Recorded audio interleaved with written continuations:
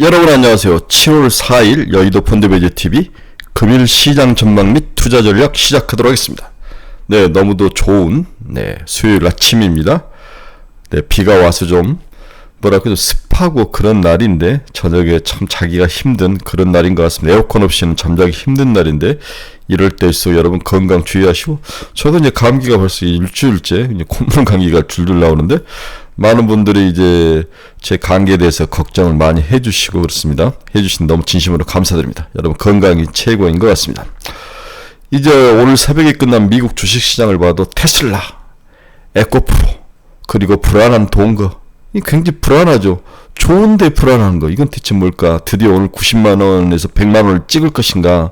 이러한 것들이 머릿속에 교차하는데, 다행히 미국 증시 오늘 오전장으로만 시장이 끝났어요. 내일 우리가 인디펜던스 데이, 소위 말해서 독립기념일을 앞두고 오늘도 오전장이 끝나고 내일은 또 휴장이고, 이러한 상황으로 다행히 상승으로 마감을 하면서 어제에 이은 강한 모습이 이어지는 모습이 나타났습니다. 어제 한국 주식시장은 난리가 났죠. 네, 테슬라, 에코프로, BM, 다음에 반도체주들이 치고 올라가면서 서머넬리의 확실한 모습을 보여주며 장을 마감을 했습니다. 오늘 이러한 긍정적인 에너지가 시장에 이어질지 한번 봐야 되는데, 개인적으로 저는 충분히 이루어질 것 같고, 오늘 드디어 에코프로는 100만원을 칠 가능성이 100%다. 이런 생각이 드네요. 일단은 100 찍고 시작하지 않을까, 그런 생각을 합니다. 자, 서머넬리의 마지막 30% 상승이 시작됐다. 네, 이것을 여러 번 이야기를 했는데, 귀에 못이 박히도록 이야기를 했는데, 제발 7월, 8월 이 서머넬리가 잘 마무리가 좀 돼서 우리들에게 두둑한 여름 휴가 보너스가 좀 들어오는 그런 의미 있는 날들이 됐으면 좋을 것 같아요. 네, 금일 시장 전망 및 투자 전략 시작하도록 하겠습니다. 구독, 좋아요 많이 눌러주십시오. 네, 금일 주가 추이를 한번 봅시다. 다우는 0.03, 나스닥은 0.21, S&P 500은 0.12, 거의 살짝 오른 것밖에 없네요. 이 모든 나스닥의 상승의 기운을 테슬라가 다 만들어낸 테슬라의 날이다. 이미 다 알려진 46만 6천대, 이 모든 것들이 다 알려진 숫자이지만 한 번 더 시장의 숫자화 됐을 때 그 서프라이즈에 대한 그 충격, 임팩트는 대단하죠. 우리 지금 반도체 관련 기업들도 이제 실적 발표를 하는데, 이제 기대감을 한번 상승하고 숫자적으로 2차 상승을 이루어질 그 초입 단계인데, 이제 생각보다도 손실폭이 많이 줄었다. 3분기 가이던스가 나쁘지 않다. 이 두 단어에 얼마나 사람들이 열광을 할지, 미국은 이미 열광을 했죠. 숫자가 보여주는 그 강한 임팩트가 오늘 테슬라의 핵심이다, 이렇게 볼 수 있습니다. 금일 시장 키포인트 한번 봅시다. 미국 독립기념일로 조기 폐장을 했다. 현지 시간 4일은 휴장이다. 미국 ISM 제조업 지수, 제조 PMI 지수가 46을 기록했다. 네, 이게 이제 오늘 시장에 굉장히 중요했죠. 예상은 47.3. 그렇죠? 20년 이후 가장 최저인 수준으로 내려와 버렸죠. 네, 8개월 연속 위축세를 보였다. 미국 2년과 10년물 금리 역전이 111비까지 벌어졌다. 오늘도 보니까 2년물은 상승을 해버리고 10년물은 하락을 하면서 이 사단과 난리가 난 것 같습니다. 중국에서 아주 또 부정적인 뉴스가 하나 흘러나왔네요. 반도체 핵심 원료인 갈륨에 대한 수출을 통제하겠다. 갈륨은 반도체를 만드는 핵심 원료 중에 하나죠. 미국 제재에 대한 보복을 시작을 했습니다. 이게 오늘 과연 우리 삼성전자, SK하이닉스 뿐만 아니라 소재를 만드는 우리나라 반도체 서프라이 체인에 어떤 악영향을 미칠지 한번 지켜봐야 될 것 같아요. 사우디가 8월까지 원유 감산 100만 배럴 연장일, 러시아도 50만 배럴 규모 축소, 이렇게 했는데도 WTI 가격은 하락을 했죠. 그 경기 침체에 대한 우려가 더 크게 반영된 하루다, 이렇게 볼 수 있습니다. 캐나다의 산불로 인해서 3분기 성장률이 0.3에서 0.6%까지 감소할 가능성이 높아 보인다. 애플이 생산 공정 문제로 비전 프로 생산을 감축했다. 생산 공정 문제로 비전 프로 생산 감축 계획을 발표했다. 이건 LG 이노텍이라든지 자화전자 이런 종목의 좀 부정적인 요인이라고 볼 수 있는데, 오늘 한번 시장을 봐야 될 것 같습니다. 상반기 머스크 자산이 126조까지 상승을 했고 저커버그는 77조까지 자산이 상승을 하면서 글로벌 부호 대우에 올라선 모습을 보여주고 있습니다. 오늘 애플 가격은 0.78% 하락을 하면서 마감을 했네요. 엔비디아는 0.26% 상승 424달러, TSMC는 0.06면 거의 움직이지 않았네. 102.97달러, 마이크론 테크놀로지는 1.25달러, 63.9달러까지 상승하며 마감을 했습니다. 네, 메타 플랫폼스도 0.34% 하락하며 286달러, 좀 하락한 모습이네요. 노블록스는 4% 이상 상승하며 41.95. 노블록스가 이렇게 좋은 날 우리나라 메타 플랫폼, 메타 관련된 종목들이 좀 올라와 줘야 되는데 꼭 그렇지만도 않더라고요. 참 서운한 일인 것 같습니다. 비트코인은 다시 31,182달러까지 상승하면서 지금 올라가고 있네요. 비트코인은 29,000이 깨지고 28,000달러에 사서 31,000달러 정도에 팔면 딱 좋은 박스권 트레이딩이다. 여러 번 이야기를 했는데 전부 위험자산들이 다 올라가죠. 비트코인, 반도체, 전기차, 그 다음에 코스닥, 전부 다 나스닥, 이러한 성장주와 그리고 시장에서 뭔가 좀 리스크 선호 현상들이 강하게 나타나는 그러한 어떤 투자 자산군들이 올라가는 모습이 지금 우리 눈에 보이고 있습니다. 시장이 그만큼 강세장이라는 이야기죠. 자, 오늘 첫 번째 주제는 쏠림 이후 조정을 건네지 말자. 쏠림 이후에 우리가 지금 은근히 한편으로 언젠가는 조정이 오겠지 하는 이러한 쫄린 마음으로 지금 투자를 하고 있는데 시장은 불안의 벽을 타고 올라가는데 과거에 쏠린 이후 몇 종목 대형 우량주로 쏠린 이후에 주가들은 어떤 움직임을 보였을까? 여기에 대해서 모 애널리스트가 글을 썼는데 이걸 요약 정리를 좀 해드리겠습니다. 과거 쏠림 이후에 주가는 어땠는가? 투자가들은 쏠림이 과하면 주식시장도 이후에 큰 폭의 조정이 될 것이라고 우려를 표시하고 있다. 그러나 경험적으로 일부 기업들의 쏠림에 따른 지수 랠리를 경험한 이후에도 주식시장은 추가 상승한 케이스가 많았다고 한다. 이 부분이 제가 오늘 말씀드리고자 하는 핵심이죠. 1990년 이후 14차례 시가총액 상위 기업들의 주가 상승이 지수 상승으로 쏠림이 이어졌다는 케이스가 14번의 케이스가 있었다는 거죠. 1990년 이후에. 각 시기 이후에 S&P 500의 기간 수익을 살펴보면 평균적으로 3개월 동안은 마이너스 0.1%, 거의 움직이지 않았고 6개월은 4%가 올랐고 1년 후에는 10.1%로 계산이 되었다. 그러니까 중장기로 갈수록 쏠림 이후에도 주가가 좋았다는 것을 일단은 이야기를 하고 있습니다. 단기 3개월 기간에는 기간 조정 성격의 지수 흐름을 보인 후에 중장기 6개월, 1년 후에는 기존 추세를 이어가는 모습을 보였다는 게 이 애널리스트가 말하는 그러한 분석의 핵심이라는 거죠. 그래서 1990년 이후 시가총액 상위 5개 기업이 지수 상승을 견인한 이후에 지수 성과 분석을 해봤더니 S&P 500 기준으로 3개월 동안은 거의 0.3%? 네, 0.3%. 중복 기간을 제외하면 마이너스 0.1%. 그 다음에 4.4%, 13.2%, 중복 기간을 제외하면 10.1%. 이렇게 시장이 오른 모습을 보여주고 있습니다. 단기에는 약간의 조정이 나오는데 이 조정도 강한 것은 아니었고 6개월, 1년으로 갈수록 S&P 500 수익률이 좋았다. 쏠린 이후 상위 5개 기업이 시장을 리딩한 이후의 모습인 거죠. 네. 이런 면에서 현재도 지금 상위 5개에서 10개 정도가 시장의 리더 역할을 하고 있는데 이러한 쏠림 이후에 3개월 정도는 가격 조정이 없고 강세장의 가격 조정이 있었지만 전체적으로 빠지진 않았고 6개월과 1년 후에는 오히려 주가가 올랐다. 이 모습을 이야기하는 거죠. 이 오른 이유는 뭘까? 이 부분을 한번 같이 검토 또 해봐야 되겠죠. 이제 향후 문제는 주도주의 고밸류에이션에 대한 평가에 달려있다. 미국 주식시장 주도주의 밸류에이션이 부담되는 수준은 아니라고 판단하는 시장 전문가들이 일단 많은 상황이다. 애플, 마이크로소프트, 구글, 아마존, 메타, 엔비디아, 테슬라 등의 빅테크로 구성한 기업의 퍼 밸류에이션과 이를 제외한 S&P 500의 퍼 밸류에이션은 현재 각각 25.5배와 16.7배로 계산이 되고 있다.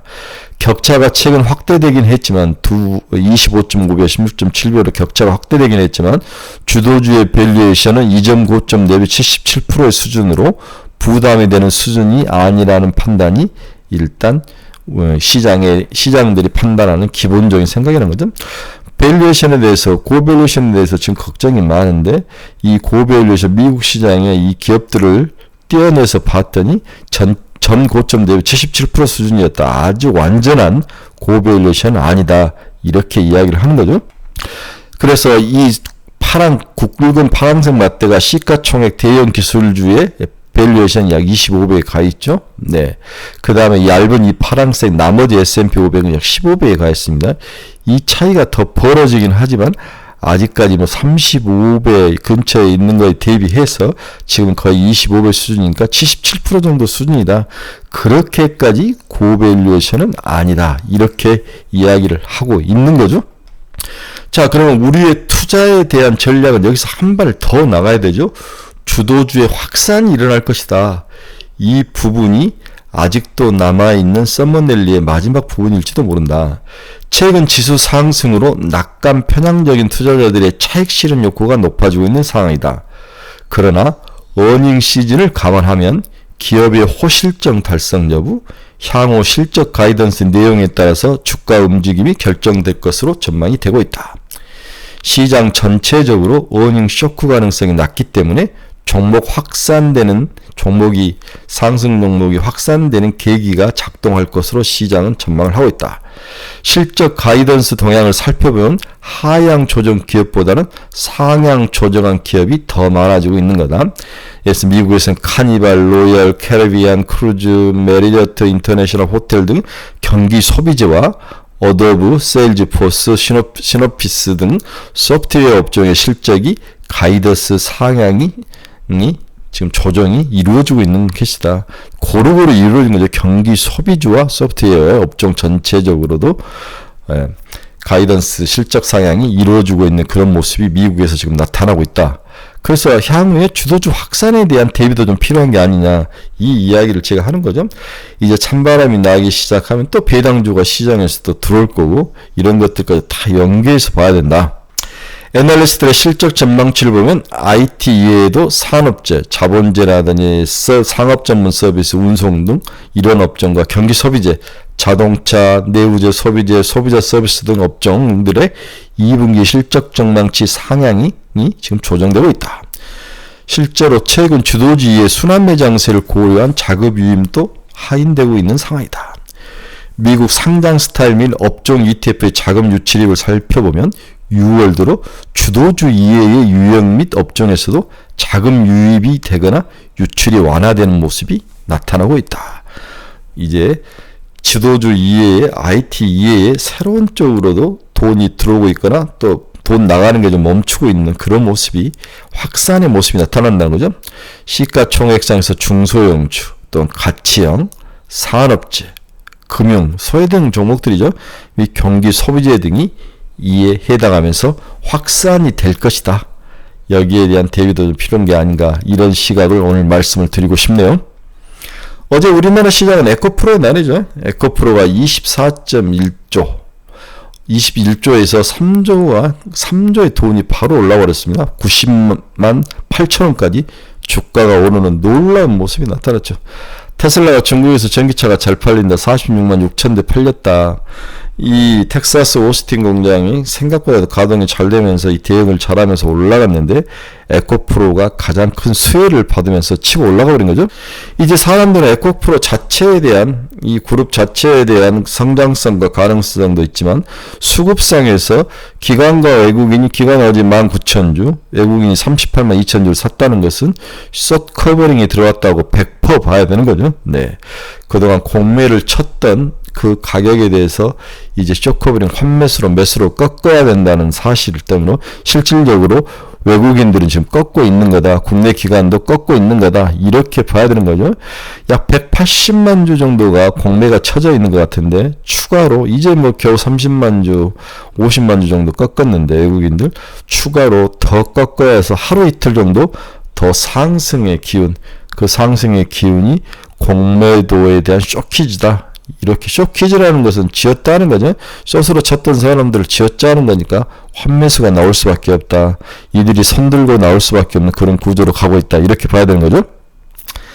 이제 여러분들 잘 아시죠? 어제 에코프로 이노베이션이 이제 유상증자를 했는데 3조 밸류로 이제 유상증자를 했어요.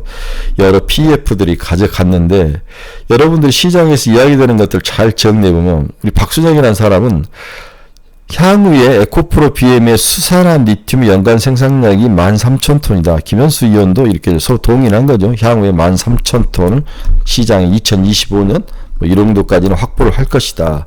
그런데 여기서 가장 두 사람의 차이점은 박순혁은 킬로그램당 50달러를 가정을 했다면 김현수는 8달러라죠. 박순혁 이 사람이 가정을 했다는 게 아니라 박순혁처럼 긍정적인 사람이 50달러에서 80달러로 김현수 애널리스트 대표적인 좀 부정적인 생각은 8달러를 가정을 했다는 거죠. 그럼 13,000톤에 50달러에 1달러는 1,300원 곱하고 1톤은 1,000kg니까 1,000을 곱하면 매출액이 875억. 김현수 의원 쪽에서는 1,750억. 차이가 엄청나죠? 보통 이 수산화 리튬 영업이익률이 30%, 그럼 2,632억, 526억으로 서로 크게 벌어지죠. 여기서 다 이제 이 수산화 리튬의 향후 가격이 핵심 코어라는 거죠. 예. 김현수 의원이 8달러를 예상을 했던 것은 코로나 전 2020년에 7달러였다. 8달러 정도면 충분한 리즈너블한 가격이고 향후에는 좀 더 빠질 것이다. 50달러, 80달러면 과한 게 아니냐. 서로 시각차가 크다. 누가 이길지는 모르지만 일단 박순혁 이사가 손을 들어준 거죠. 이긴 거죠. 네, 그래서 향후의 핵심은 이 수산화 리튬의 가격이 달려있다. 이렇게 봐야 될 것 같아요. 수산화 리튬의 가격. 현재는 50달러 아래에 있는 것 같은데, 40에서 35달러 이후에 있는 것 같은데, 저는 이제 선뜻 봤는데, 이 수산화 리튬, 탄산 리튬과 수산화 리튬 두 개가 있죠. 탄산 리튬은 싸구려 ESS라든지, 우리 이제 다른 싸구려에 들어가는 리튬이 탄산 리튬이고, 수산화 리튬은 전기차에 들어가는 리튬이 수산화 리튬이죠. 네. 경암하고 염호에서 각각 염호에서 나오는 게 주로 수산화 리튬, 경암, 그러니까 딱 바위 같은 돌에서 깨가지고 만드는 게 수산화 리튬과 탄산 리튬은 이제 가공처리에서 나오는데, 수산화 리튬은 전기차, 탄산 리튬은 싸구려 리튬, 이렇게 이해를 하시면 될 것 같아요. LFP 배터리는 탄산 리튬을 사용하더라고요. 탄산 리튬은 LFP 배터리, 그 다음에 우리 3번계는 수산화 리튬, 이렇게 이해를 하시면 될 것 같습니다. 두 번째 주제는 미국의 강함을 믿어라. 결국 미국의 혁신성과 기술에 집착하고 기술을 끌어올리며 먹을 수 있는 생태계를 구축하는 미국의 힘을 믿어라는 거죠. 대표적인 게 전기차 충전기에 대한 이제 표준을 이미 테슬라가 제가 만들어서 이긴 거죠. 이건 테슬라가 이긴 거예요. 기아자동차하고 현대차는 골치 아픈 거예요. 왜냐면 기아차와 현대차가 맞는 것은 급속 충전 방식을 썼기 때문에 테슬라보다 더 기술이 좋아요. 그런데 이렇게 좋은 기술력이 있는데도 이게 만약에 표준화에서 빠지면 다시 기아와 현대차가 만든 것보다 더 저속인 테슬라 차저를 이용해야 된다는 두려움, 이러한 또 모순도 있는 거죠. 하지만 표준을 장악한다는 게 얼마나 중요한 건지를 여실히 보여주는데, 현재 세계 글로벌 주식시장의 리더는 미국인데 그들의 혁신성과 기술성, 이것에 대해서 우리가 인정을 해줘야 되고, 이걸 갖지 못한 게 중국이라는 거죠. 결국 오늘의 중국이 저렇게 얻어맞는 것은 미국의 혁신성이 중국을 압도하는 이 상황을 극복을 하지 못한다는 거죠. 문제점도 있으나 미국은 확장과 투자 그리고 혁신성이 오늘의 호황을 이루었다고 설명을 할 수 있다. 혁신성과 투자. 심지어 인구마저도 미국이 우월한 모습을 보여주고죠. 미국 경제를 보면 인플레이션이 압력이 남아있고 생산성이 높아질 것인지는 아주 확실하지 않다. 그러나 경기 확장이 진행 중이며 AI 및 공급망 개편과 관련된 투자가 지금 실행 중에 있다. 판단은 불가능하지만 설령 AI가 버블이라고 할지라도 최소한 파급된 기술 발전은 그대로 남아있을 것이다. 과거 버블을 일으켰던 철도와 인터넷이 그랬다는 거죠. 이들의 기술력이 바탕이 돼서 미국을 먹여 살렸다는 거죠. 반면 중국은 기술 혁신보다는 1980년대 후반 일본이나 2000년대 중반 미국처럼 부동산 버블에 의존하는 그러한 상황. 인구 전망에서도 미국은 중국을 비롯한 다른 신흥국을 압도할 정도로 인구가 늘어나고 있습니다. 외부에서도 받아들이고 내부에서도 아기를 좀 낳고, 미국은 자국 내 투자 경기 확장을 이끌고 있지만 중국은 그간 성장을 받쳐온 부동산과 인프라 투자를 하고 있는데, 이는 한계에 갇힌 채 수출에 의존하는 전략을 사용하는 게 두 나라의 가장 큰 단점이다. 미국은 포텐셜을 키우고 향후의 확장성과 세상을 지배할 기술력과 혁신성에 투자를 한다면, 미국은 단순하게 제조하고 잘 만들고 부동산과 인프라 투자 같은 이런 한계가 있는 사업에 이러한 쪽에 의존을 하고 있다는 거죠. 이마저도 신흥국경 수출에 의존하고 있는 중국의 모습이 지금 단점으로 지금 나오고 있습니다. 이는 한국의 수출 통계에서도 그대로 반영이 되는데, 현재 대미 수출이 대중 수출을 따라잡고 있었죠. 그전에는 대중 수출이 대미 수출을 이겼는데, 현재는 대미 수출이 대중 수출을 따라잡고 있습니다.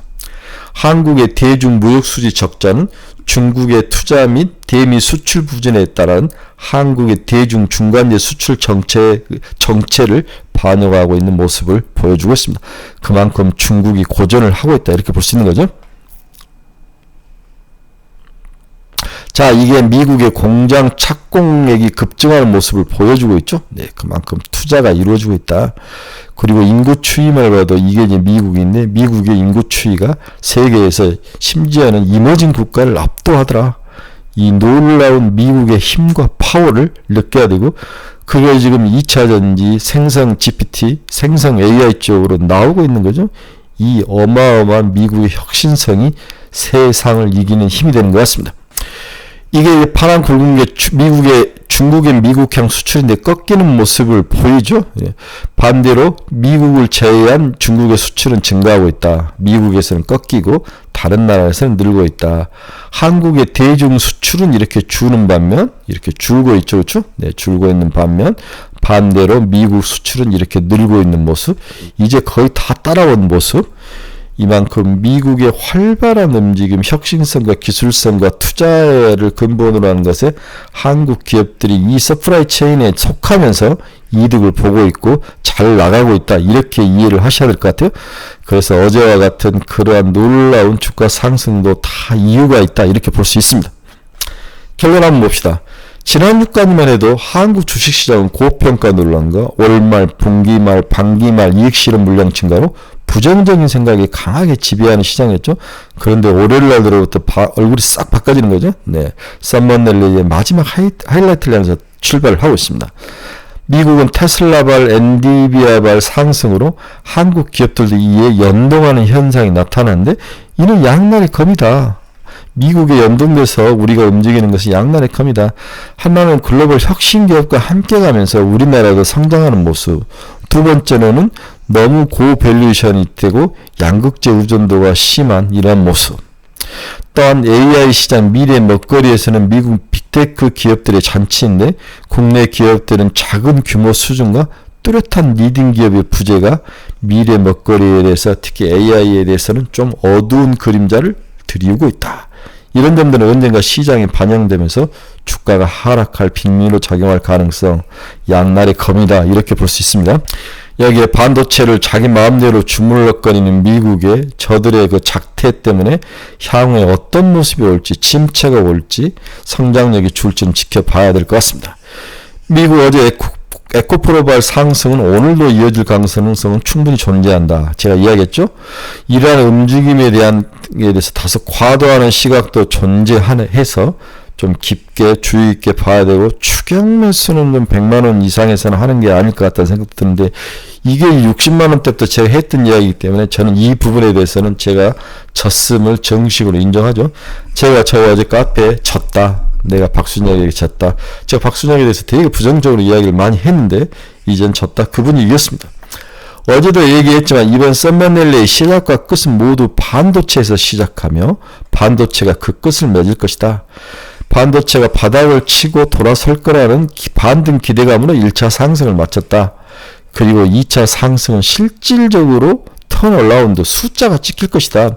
2분기 실적 발표를 보면 지금 이제 삼성전자의 2분기 실적이 1,000억에서 9,000억대까지 다양한데 중간이 3,000억, 2,000억인데 그 핵심은 반도체에서 손실 여부에 달려 있는 거죠. 그렇죠? 반도체에서 손실 여부이 4조다, 3조다 막 이런 싸움. 문제는 이제 3분기 가이던스와 그 가이던스의 수준 그리고 실질 달성 가능한 거냐. 실질적으로 3분기에 우리가 이야기했던 가이던스를 찍혀 나올 수 있는 거나 그 프로바빌리티에 대한 시장의 평가가 썸머넬리의 마지막을 장식할 것이다. 지금 싸게 보이는 게 없는 게 현재 시장의 가장 큰 단점 중에 하나이다. 뭔가 우리 카페에서도 대표님 이걸 사야 됩니까? 라고 물어봤을 때 이걸 사라고 말하기가 참 힘든데 그런데 주식은 달려가는 거죠. 대표적인 프로텍 같은 거죠. 네. 시총 7천억까지는 가지고 가라 해서 이제 7천억 근처에 오는데 그 다음에도 가지고 가야 될 거냐. 이 부분에 대해서 또 고민스러운 거죠. 추천할 만한 종목이 없다. 고밸류시는. 그런데 주가는 달린다. 이게 이제 가장 큰 문제인데 따라서 미리 포트폴리오를 잘 구축해 놓지 않으면 이런 시장에서 이득도 볼 수 없고 왔다리 갔다리 하면서 뒤통수 맞는 케이스가 있다.